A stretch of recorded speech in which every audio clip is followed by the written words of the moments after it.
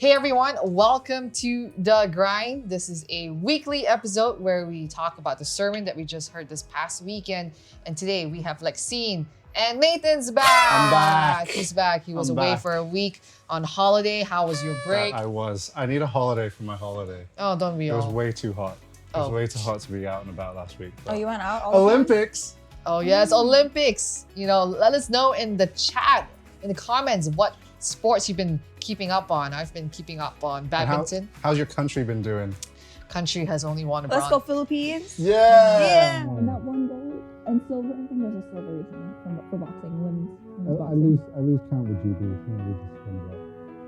I don't know. Anyway. I was just in pain for Malaysia. We only have one bronze medal. It's our first bronze medal ever. Yay! One day we'll win the gold. I mean, the only sport we're actually capable in is, well, not only we are most capable in is badminton. So maybe one day. Anyways, I feel the pain. it's quite painful. It's quite palpable. Yeah, I'm like, Who won again? not- Indonesia, right? No, that's doubles. that's doubles. But Oh. anyways, we digress. But anyways, it's okay. Malaysia bully. There's Yeah. hope. All right. So as we said, we are talking about the sermon that we heard past weekend, and Pastor Ed spoke about Mount Zion. So I know it's not like a real mountain, but it's a significant mountain in our faith. And he was contrasting between how Mount Sinai is a terrifying mountain and how Mount Zion is a terrific mountain. And yes, Mount Sinai is quite a terrifying mountain, as we heard in my message, that, you know, it's like clouds, smoke, lightning, thunder, trumpet blast, just a very terrifying sight, and also a huge sensory overload. All the good stuff. Yeah, I mean, actually, it's kind Really? of fun. I mean, I don't know. Oh, it's kind of fun. It might be fun. Who knows? Yeah. But it may be very actually there, but oh my days, this is terrifying. So, a question to kickstart today's conversation is: describe a terrifying situation that you had recently. How was that like? What happened? I feel like we talk enough about the stuff that I'm scared of. Do you guys have fears? True. Why are you laughing? Why are you laughing? Because I know what you're afraid of. We all know what you're afraid Yeah, of. fair enough, everyone does. Everyone knows what he's afraid of. Oh, really? I mean, just for the viewers. Why- For the recap? Again, For the recap. why are you laughing? For a recap, come on, Nathan. Yeah, for the viewers who join us today for the first time, they don't know what your fear is and what you're scared of. I mean, unless you did approach one Okay. recently. What episode was it that we did? Maybe it was like 2 or 3 ago. Snakes on a plane.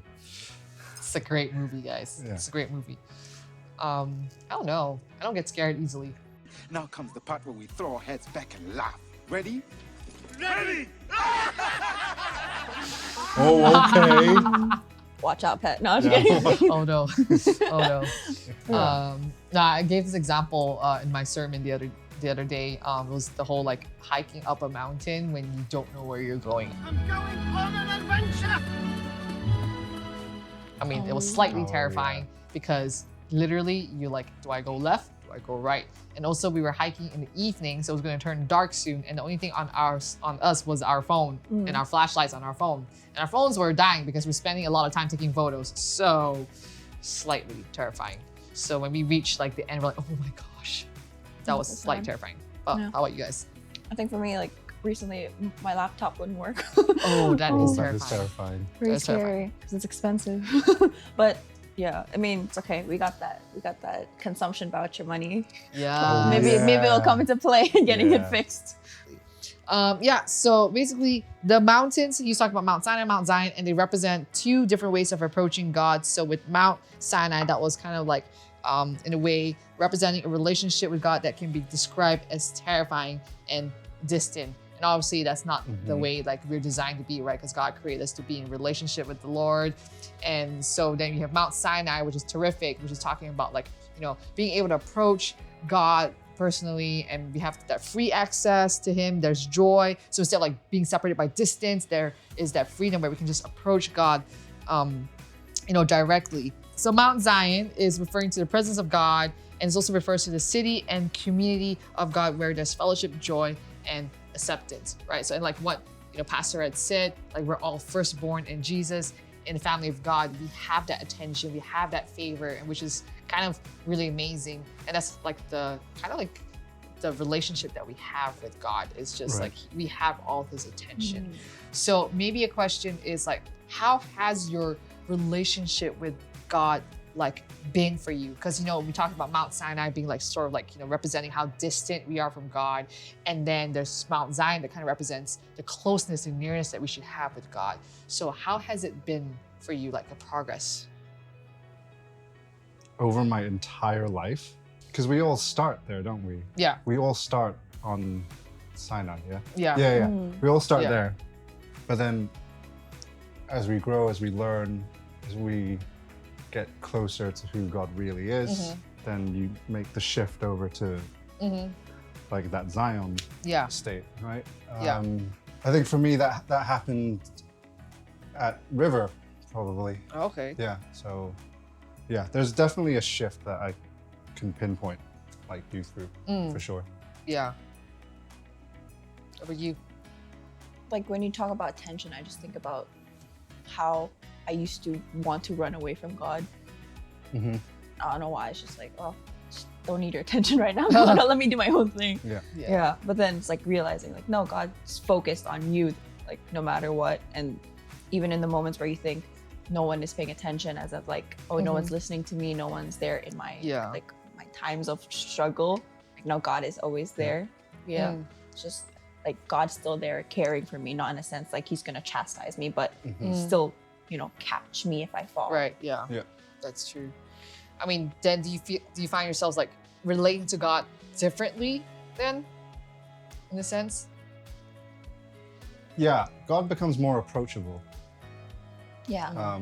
So there are times maybe not necessarily running away from God, but just thinking, no, not right now. Right. Like you don't want to approach God with something, you don't want to talk to him, or in a sense, as ridiculous as it sounds, burden God with something. Yeah. Yeah. It's like you feel like you're not worth, it's not worth God's time Yeah. to You're listen not worth to you. the trouble. Yeah. Yeah. But then there are times obviously where you're just like, verbal vomit. That's true. Yeah. But I definitely have, like what you're saying, right? You know, maybe there are moments where there's ups and downs with a relationship with God. I mean, like all of us here, we are growing in our relationship. I wouldn't say I'm like, boom, like 100% perfect relationship, right? But if anything, I just realized that the way I relate to God is different. Like maybe with the Mount Sinai times, like I guess, you know, I just see doing relationship with God is more of like, I gotta do this, you know? I gotta raise my hands in worship because my mom be looking, you know? And it's just mainly like just a checklist of things to do, right? And then, yes, it's just like, higher, you need to have more anointing. And then you have like the Mount Zion, you know, times where for me, it's like, I want to approach God. I want to read my Bible. I want to journal. I want to write down my prayers, you know, just to really get to know God and grow intimacy with him. So maybe like one last question to wrap up time here is like, what are some things that you guys are doing to cultivate your relationship with God? And maybe this might be some ideas for you as well on, you know, how you can grow your relationship with God as well. I think asking questions. For me, it's like, because you only have one perspective, right? It's your own perspective. Yeah. So for me, having like asking people around me, especially like older people who've gone through life, like, oh, Are you saying we're old? just lived a lot. I mean, you're not wrong. You've lived a lot. We've lived a lot. Yeah, so Yeah. just asking questions, like those type of things to understand God more. And like, because I guess initially when you're younger, you have kind of like that fear, kind of like as a parent, right? You're afraid your parent's going to scold you. So for me, I think, oh, God's going to scold me, so I don't ask him. I don't go to him for things. True. So, but asking people around me, like, oh, I have this problem, what they've gone through, and like how God has helped them, made me realize, oh, okay, God isn't really like that then. Yeah. And it draws me closer to want to get to know God more in a level that they've experienced. That's good. Smart. Yeah, it's always good to, you know, talk to mentors. I mean, I'm also asking older people in my life too, like questions and, you know, just like, oh, if this, like, what, does this happen? And does it make sense if this happens? So yeah, it's always good to have people that you can ask questions. Nathan? Always be listening, because you don't know when God will speak to you, in what way or through who or what. So I think for me, it's about resisting the temptation to always verbally vomit and complain when you can just like sit and just listen and see what God says through word, through, like you said, mentors, friends, or like, I don't know, weird things like TV shows or True, actually. or comic books or something Yeah. like that. Because yeah, if you just listen, God is probably always speaking. So Yeah, yeah. that's fact right there. God is always speaking. Those are not just voices in your head sometimes. Well, that's good to know. It might actually be God actually saying something. So I think, like for me, journaling, I've been journaling quite a bit, and been trying to journal every single day. I haven't missed a day except in July. Kind of missed a couple days in July, but I just try to either write like a prayer or even going through like a book in the Bible. And yeah, it's something I'm also trying to do is just to really, go into the Bible and really seek God's heart in the Word, which is also, the season where our church is in, which is, understanding the Bible for yourself. Oh, So, tell us more, Petrina. yeah, so if you are interested to find out ways to really make the book come alive for you, we have this thing called Understanding the Bible for Yourself, and it's on Zoom, and we're gonna learn using the inductive Bible study method and how it can make the word come alive for you. So again, not too late, so feel free to check out our website for details on how you can get plugged into that. I'll put the link in the description so you guys can just so check it Nathan out. will do that. But yeah, so whatever your relationship with God looks like, I want you to know that He has you in His heart, that He wants to grow in intimacy with you. So these are just some ways that we grow, whether it be asking questions, journaling, reading. And I also know that God speaks to me as well as I'm like drawing as well, yeah. or even sometimes even watching TV, like what Nathan said. Like sometimes Netflix is a great place where God, is speaking to me about something specific. But yeah, just be open and lean in to God's presence, because what we learned, like we have that Mount Zion relationship where we can freely and joyfully approach God because we are His children. We're not servants, we're children, and we're all firstborns, which is honestly the best position to have.